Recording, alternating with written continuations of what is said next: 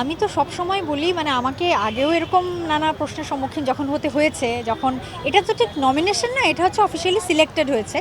But আগে যখন আমার কোনো কাজ নমিনেশন পেয়েছে তখনও আমি একই কথাই বলেছি যে যে 4টা বা 5টা ব্যক্তি বা কাজ নমিনেশন পায় বা অফিসিয়ালি সিলেক্টেড হয় কোথাও, তার মানে এরা সবাই কোনো না কোনো দিক থেকে ভালো, বা জুরিদের কোনো না কোনো কিছু এদের ভালো লেগেছে। তারপর আবার স্ক্রিনিংয়ের পর একটা চুলচেরা বিশ্লেষণ হয় বা বিবেচনা হয়। তো আমি এটাই বলবো যে প্যানোরামা সেকশনে অফিসিয়ালি সিলেক্টেড হয়েছে, তাতেই আমি অনেক আনন্দিত, অনেক খুশি। আম, যে ফিল্মই পুরস্কার পাক না কেন, আমি সবার জন্য শুভকামনা জানাচ্ছি। আমি এতটুকুতেই খুশি। ঢাকা ইন্টারন্যাশনাল ফিল্ম ফেস্টিভ্যাল এর সঙ্গে ছোটোবেলা থেকে দর্শক হিসেবে ইনভলভ।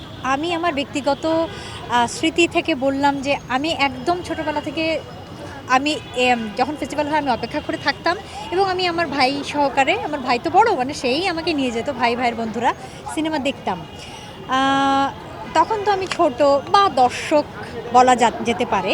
কিন্তু আপনি যেটা বললেন যে তারকা, কি জানো, হয়তো কোনো কারণে আমরা সিনেমাকে অতখানি ভালোবাসা দিতে পারছি না, বা ভালোবাসা দিতে ব্যর্থ হচ্ছি কোনো কারণে, বা ভালোবাসার বহিঃপ্রকাশটা পরিপূর্ণভাবে করতে পারছি না কোনো না কোনো কারণে।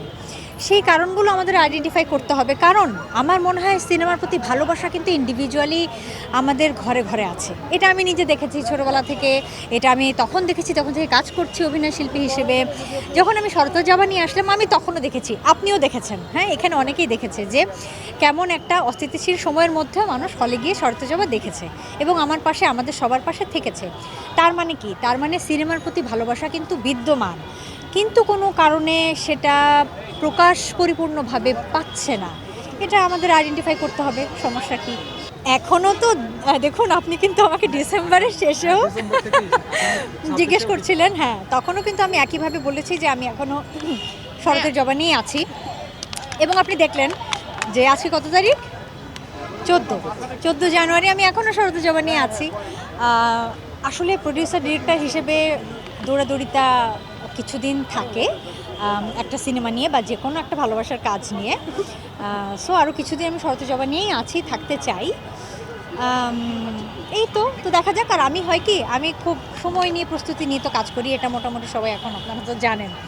সুতরাং নেক্সট কাজ হলে আমি আর একটু সময় নিব এবং আমি জানাবো।